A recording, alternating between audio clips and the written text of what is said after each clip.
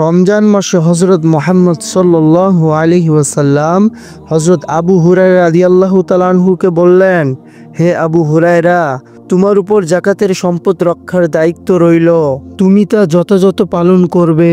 বিশ্বনবী হজরত মুহাম্মদ সাল্লাল্লাহু আলাইহি ওয়াসাল্লামের নিকট হতে যাকাতের সম্পদ রক্ষা করার দায়িত্ব নিয়ে আবু হুরায়রা রাদিয়াল্লাহু তাআলা আনহু বাড়ির দিকে চলে আসলেন।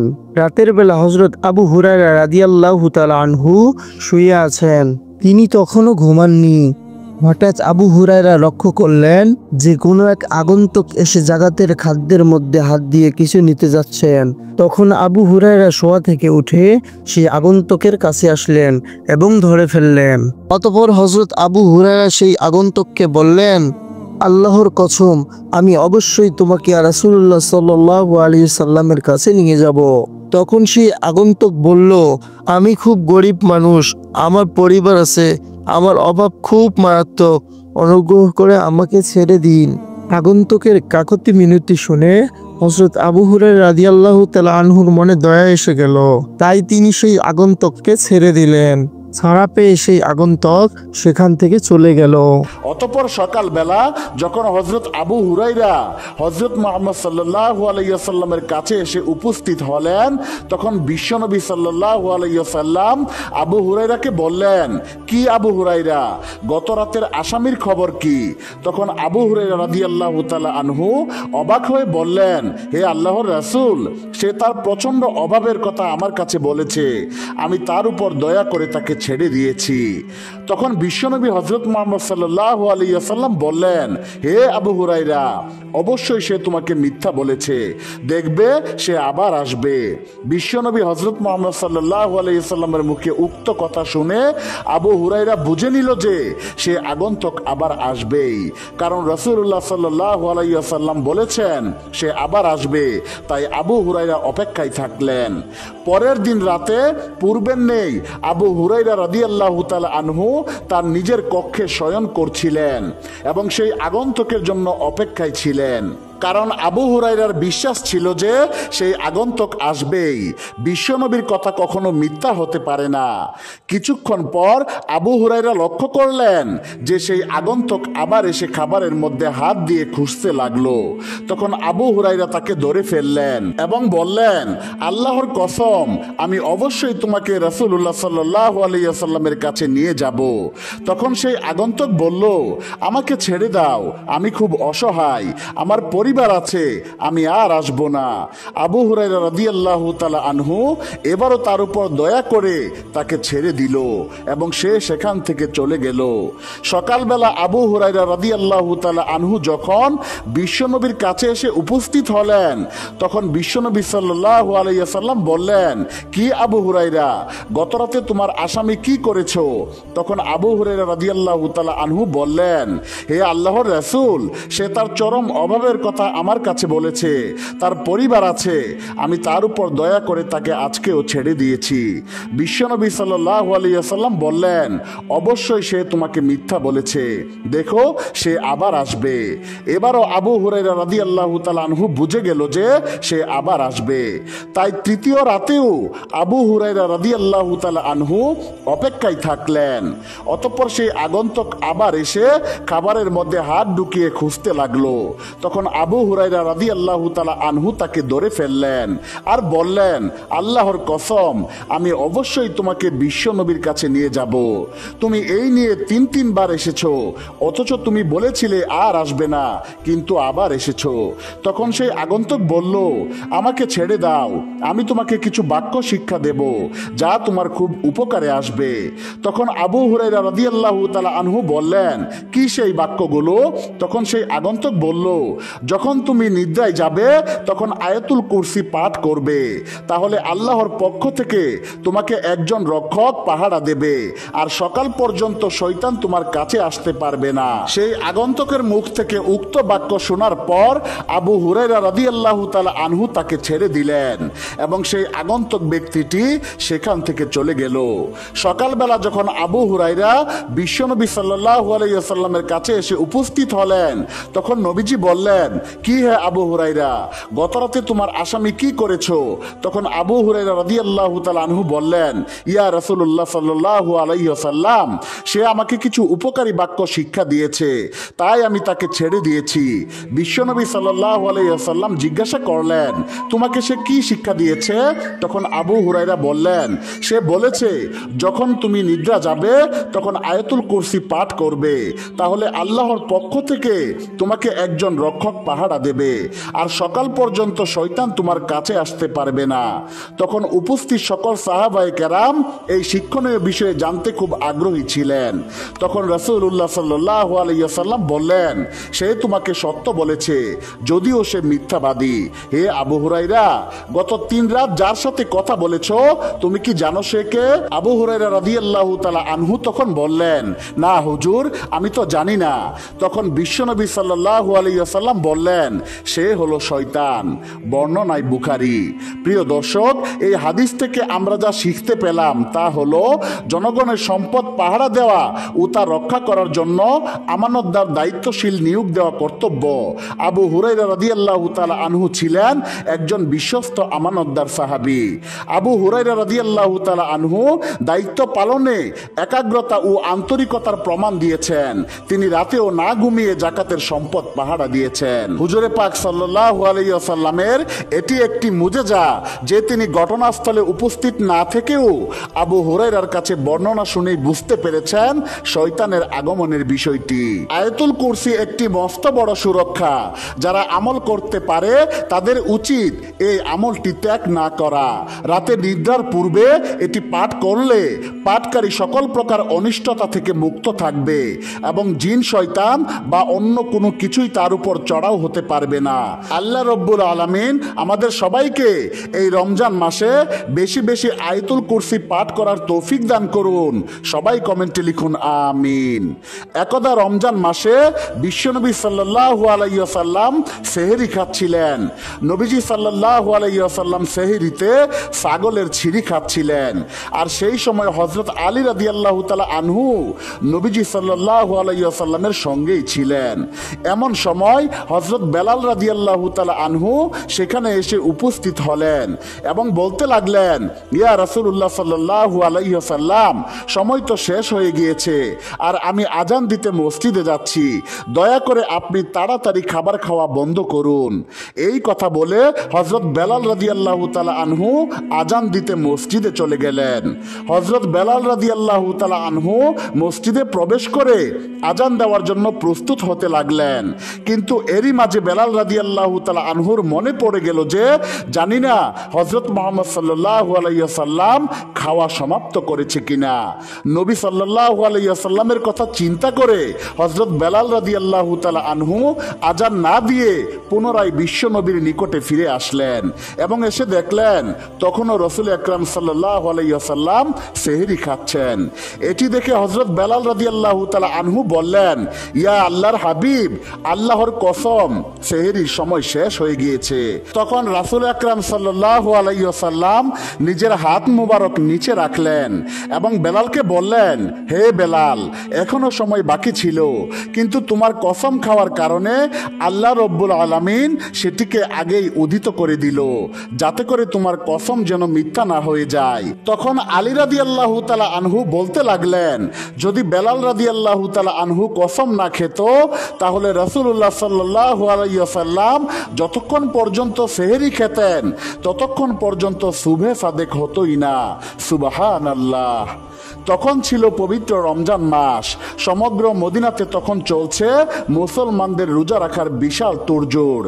আল্লাহর মনোনীত বিধান অনুপাতে আজ হযরত আলী রাদিয়াল্লাহু তাআলা আনহু এবং উনার স্ত্রী হযরত ফাতেমা রাদিয়াল্লাহু তাআলা আনহা এবং হযরত হাসান হুসাইন রাদিয়াল্লাহু তাআলা আনহু পর্যন্ত রোজা রেখেছেন। সারাটা দিন নানা ধরনের ব্যস্ততায় ওনাদের দিন অতিবাহিত হয়ে গেল। যখন বিকেল গড়িয়ে সূর্যাস্ত হবার উপক্রম হলো তখন হযরত ফাতেমা রাদিয়াল্লাহু তাআলা আনহা গড়ে গেলেন এবং যত আটা মজুদ ছিল তা দিয়ে তিনি 4টি রুটি তৈরি করলেন এবং একটি রুটি হযরত আলী রাদিয়াল্লাহু তাআলা আনহুকে প্রদান করলেন এবং 2টি রুটি ওনার ছেলে হাসান হুসাইনকে প্রদান করলেন আর অপর একটি রুটি তিনি নিজের জন্য রেখে দিলেন। যখন মসজিদে হযরত বেলাল রাদিয়াল্লাহু তাআলা আনহু সুমধুর কণ্ঠে আজান দিলেন তখন হযরত আলী রাদিয়াল্লাহু তাআলা আনহুর পরিবারের সকলেই নিজেদের রুটি দিয়ে ইফতারি শুরু করলেন। হযরত ফাতেমা রাদিয়াল্লাহু তাআলা আনহা ওনার ভাগের অর্ধেক রুটি খেয়ে সমাপ্ত করলেন এবং বাকি অর্ধেক রুটি তিনি উনার আঁচলে বেঁধে ফেললেন। এই দৃশ্য দেখে হযরত আলী রাদিয়াল্লাহু তাআলা আনহু ফাতেমা রাদিয়াল্লাহু তাআলা আনহাকে উদ্দেশ্য করে বললেন, হে ফাতেমা, তুমি তো মাত্র অর্ধেক রুটি খেলে, তোমার কি কোনো ক্ষুধা নেই? হযরত হাসান এবং হুসাইন রাদিয়াল্লাহু তাআলা আনহু এই দৃশ্য দেখে তারাও তাদের মাকে একই প্রশ্ন করলেন, আম্মাজান, ঠিকই তো, আপনি অর্ধেক রুটি খেলেন আর বাকি অর্ধেক রুটি না খেয়ে কেন আঁচলে বাঁধলেন? তখন জবাবে হযরত ফাতেমা রাদিয়াল্লাহু তাআলা আনহা বললেন, যখন আমি রুটি খাচ্ছিলাম তখন হঠাৎ করেই আমার আব্বাজানের কথা মনে পড়ে গেল। যদিও এখানে আমরা বসে বসে ইফতার করছি, এমনও তো হতে পারে যে অন্যদিকে আমার রাসূল না খেয়ে আছেন। একজন মেয়ে তার আব্বাজানকে অভুক্ত রেখে কিভাবে পেট ভরে খেতে পারে? এ কথা বলেই হযরত ফাতেমা রাদিয়াল্লাহু তাআলা আনহা আমাদের নবী হযরত মুহাম্মদ সাল্লাল্লাহু আলাইহি ওয়াসাল্লামের ঘরের উদ্দেশ্যে রওনা দিলেন। যখন হযরত ফাতেমা রাদিয়াল্লাহু তাআলা আনহা বিশ্বনবী সাল্লাল্লাহু আলাইহি ওয়াসাল্লামের ঘরে পৌঁছালেন তখন তিনি দেখতে পেলেন যে হযরত মুহাম্মদ সাল্লাল্লাহু আলাইহি ওয়াসাল্লাম মাগরিবের নামাজ পড়তে ইতিমধ্যে মসজিদে চলে গেছেন। তিনি তখন ওনার আব্বাজানের অপেক্ষায় ঘরের দরজার সামনে দাঁড়িয়ে দাঁড়িয়ে অপেক্ষা করতে লাগলেন। তখন নামাজ শেষে আমাদের নবী হযরত মুহাম্মদ সাল্লাল্লাহু আলাইহি ওয়াসাল্লাম নিজের ঘরে ফিরে এলেন। তখন বিশ্বনবী দেখতে পেলেন যে ওনার আদরের মেয়ে দরজার সামনে দাঁড়িয়ে আছেন। হযরত মুহাম্মদ সাল্লাল্লাহু আলাইহি ওয়াসাল্লাম ওনার আদরের মেয়ে হযরত ফাতেমা রাদিয়াল্লাহু তাআলা আনহাকে তখন উদ্দেশ্য করে বললেন, হে মা ফাতেমা, আজ হঠাৎ করে এই সময়ে তুমি ঘরের বাইরে দাঁড়িয়ে আছো কেন? এরপর নবী করিম সাল্লাল্লাহু আলাইহি ওয়াসাল্লাম ওনার মেয়েকে নিয়ে ঘরের ভিতরে ঢুকলেন। তখন ফাতেমা রাদিয়াল্লাহু তাআলা আনহা নবী করিম সাল্লাল্লাহু আলাইহি ওয়াসাল্লামকে উদ্দেশ্য করে বললেন, আজ যখন আমি ইফতার করছিলাম তখন আপনার কথা আমার প্রচন্ড মনে পড়ছিল, তাই আমি আমার খাবারের অর্ধেক আপনার জন্য নিয়ে এসেছি। এই কথা শুনে দয়ালু নবী 2 চোখের পানি ছেড়ে দিয়ে বললেন, মা, তুমি আজ আমার জন্য খাবার নিয়ে এসে অনেক উপকার করেছো। আজ যদি তুমি আমার জন্য খাবার নিয়ে না আসতে তাহলে হয়তো 4র্থ দিনের মতো আমাকে অভুক্ত অবস্থায় থাকতে হতো। নবীর মুখে এমন কথা শুনে হযরত ফাতেমা রাদিয়াল্লাহু তাআলা আনহার 2 চোখ অশ্রুসিক্ত হয়ে গেল। হযরত ফাতেমা রাদিয়াল্লাহু তাআলা আনহা তার আঁচল থেকে সেই রুটির অর্ধেক টুকরো বের করে ছিঁড়ে ছিঁড়ে আমাদের নবীকে খাওয়াতে লাগলেন এবং অশ্রুসিক্ত কণ্ঠে আমাদের নবীকে বললেন, আব্বাজান, আজ হয়তো আমার বদৌলতে আপনি কিছু খেতে পেয়েছেন, কিন্তু কাল কি হবে? কালকে আপনি খাবারের জন্য কি পাবেন? আমাদেরই বা কি হবে? আমরা তো এটাও জানি না যে কাল আমরা কিছু খাবার পাবো কিনা। এই কথা শুনে আমাদের নবী ওনার আদরের মেয়েকে উদ্দেশ্য করে বললেন, মা, বেশি বেশি ধৈর্য ধারণ করো, কারণ আমাদের এই ধৈর্যের কারণে আল্লাহ রব্বুল আলামিন আমার দুর্বল উম্মতের গুনাহসমূহ ক্ষমা করে দিবেন। সুবহানাল্লাহ। প্রিয় বন্ধুরা, এই ছিল নবী পরিবারের কষ্টের রোজা। হযরত মুহাম্মদ সাল্লাল্লাহু আলাইহি ওয়াসাল্লাম তার উম্মতকে বাঁচানোর জন্য কতই না প্রচেষ্টা করেছেন। 3 দিন যাবত না খেয়ে কাটিয়েছেন, কিন্তু তিনি বিন্দু মাত্র কষ্ট পাননি। হযরত মুহাম্মদ সাল্লাল্লাহু আলাইহি ওয়াসাল্লাম চেয়েছেন ওনার কষ্টের বিনিময়ে যেন ওনার উম্মত অর্থাৎ আমাদের গুনাহসমূহকে ক্ষমা করে দেওয়া হয়। কিন্তু প্রিয় দর্শক, আমরা নবীজির উম্মত হয়েও নবীজির সুন্নত পালন করি না। ওনারা ইফতার করার জন্য যত সামান্য খাবার খেয়েছেন, অথচ যদি আমরা আমাদের দিকে লক্ষ্য করি তাহলে আমরা দেখতে পাই যে আমরা যা খাই তার চাইতে বেশি অপচয় করি। আমাদের উচিত যতটুকু আমাদের সাধ্যে কোলায় ততটুকু খাবার গ্রহণ করা এবং ক্ষুধার্ত কোনো ব্যক্তিকে নিজের খাবারের সঙ্গী বানিয়ে নেওয়া। আল্লাহ তাআলা আমাদের সবাইকে বুঝার তৌফিক দান করুক এবং এই রমজান মাসে অপচয় করা থেকে আমাদের সকলকে রক্ষা করুন, আমিন। প্রিয় দর্শক, যেই নবী আমাদের জন্য এত কিছু করেছেন, আসুন সেই প্রাণের নবী হযরত মুহাম্মদ সাল্লাল্লাহু আলাইহি ওয়াসাল্লামের সম্মানার্থে কমেন্টে কালিমা লিখি, লা ইলাহা ইল্লাল্লাহু মুহাম্মাদুর রাসূলুল্লাহ সাল্লাল্লাহু আলাইহি ওয়াসাল্লাম। একদিন রমজান মাসে এক ব্যক্তি বিশ্বনবী সাল্লাল্লাহু আলাইহি ওয়াসাল্লামের নিকট এসে বলল, ইয়া আল্লাহর হাবিব, আমি রমজানের দিনের বেলায় স্ত্রীর সাথে সহবাসে লিপ্ত হয়েছি, এখন আমার কি উপায়? বিশ্বনবী হযরত মুহাম্মদ সাল্লাল্লাহু আলাইহি ওয়াসাল্লাম তখন বললেন, তোমার কি একটি কৃতদাস আজাদ করার সামর্থ্য আছে? সেই ব্যক্তি বলল, জি না হুজুর। তখন হযরত মুহাম্মদ সাল্লাল্লাহু আলাইহি ওয়াসাল্লাম বললেন, তাহলে ধারাবাহিকভাবে 2 মাস রোজা রাখতে পারবে? সেই ব্যক্তি বলল, জি না হুজুর। তখন নবীজি বললেন, তাহলে তোমার কি 60 জন মিসকিনকে খাওয়ানোর সামর্থ্য আছে? তখনও লোকটি বলল, না হুজুর, তাও নেই। এমন সময় রাসূল করিম সাল্লাল্লাহু আলাইহি ওয়াসাল্লামের কাছে এক পাত্র খেজুর হাদিয়া এলো। তখন বিশ্বনবী সাল্লাল্লাহু আলাইহি ওয়াসাল্লাম লোকটিকে বললেন, এগুলো তোমার পক্ষ থেকে গরিবদের মাঝে দিয়ে দাও। তখন সেই ব্যক্তিটি বলল, আমাদের চেয়েও গরিবকে দেব? মদিনার 2 সীমান্তের মাঝে তো আমাদের চেয়ে গরিব আর কেউ নেই। তখন নবী করিম সাল্লাল্লাহু আলাইহি ওয়াসাল্লাম বললেন, এগুলো তোমার পরিবারকেই খাইতে দাও। সুবহানাল্লাহ। শাবান মাসের শেষ দিন রমজান ও রোজা সম্পর্কে রাসূল আকরাম সাল্লাল্লাহু আলাইহি ওয়াসাল্লাম সাহাবাদের উদ্দেশ্য ভাষণ দিচ্ছিলেন। নবীজি তখন বললেন, হে লোক সকল, একটি মহিমান্বিত মাস তোমাদের সবাইকে ছায়া হয়ে ঘিরে ধরেছে। এই মাস একটি বরকতময় মাস। এটি এমন এক মাস যার মধ্যে একটি রাত রয়েছে যা 1000 মাসের চেয়েও উত্তম। আল্লাহ এই মাসের সিয়াম তথা রোজাকে ফরজ করেছেন আর নফল করে দিয়েছেন এই মাসে রাতের নামাজকে। তখন সাহাবীদের মধ্য হতে একজন বললেন, ইয়া রাসূলুল্লাহ, এই মাসের বৈশিষ্ট্য কি? তখন মুহাম্মদ সাল্লাল্লাহু আলাইহি ওয়াসাল্লাম বললেন, যে ব্যক্তি এই মাসে একটি নফল কাজ করবে সে যেন অন্য মাসের একটি ফরজ আদায় করলো, আর যে ব্যক্তি এই মাসে একটি ফরজ আদায় করবে সে যেন অন্য মাসের 70টি ফরজ সম্পাদন করলো। এই মাস সবরের তথা ধৈর্যের মাস, যে সবরের সওয়াবের বিনিময়ে শুধুই জান্নাত। এই মাস সহমর্মিতার মাস। রোজাদার মুসলমান পরস্পর একে অপরের সাহায্যকারী। অতঃপর একজন সাহাবী বললেন, ইয়া রাসূলুল্লাহ, এই মাসের প্রাপ্তি ও মর্যাদা কি? তখন হযরত মুহাম্মদ সাল্লাল্লাহু আলাইহি ওয়াসাল্লাম বললেন, এই রমজান মাস এমন এক মাস যাতে মুমিনের অর্থাৎ রোজাদার বান্দার রিজিক বাড়িয়ে দেওয়া হয়। যে ব্যক্তি এই মাসে কোনো রোজাদারকে ইফতার করাবে, এই ইফতার তার গুনাহ মাফের কারণ হবে, জাহান্নামের আগুন থেকে মুক্তির উপায় হবে, তার সওয়াব হবে রোজাদারের অনুরূপ, কিন্তু রোজাদারের সওয়াব একটুও কমানো হবে না। তখন উপস্থিত সাহাবারা বললেন, হে আল্লাহর রাসূল, আমাদের সবাই তো রোজাদারের জন্য ইফতারের আয়োজন করতে সমর্থ নয়। তখন রাসূল আকরাম সাল্লাল্লাহু আলাইহি ওয়াসাল্লাম বললেন, এই সওয়াব আল্লাহ তাআলা ওই ইফতার পরিবেশনকারীকেও দান করেন যে একজন রোজাদারকে 1 চুমুক দুধ, একটি খেজুর অথবা 1 চুমুক পানি দিয়ে ইফতার করায়।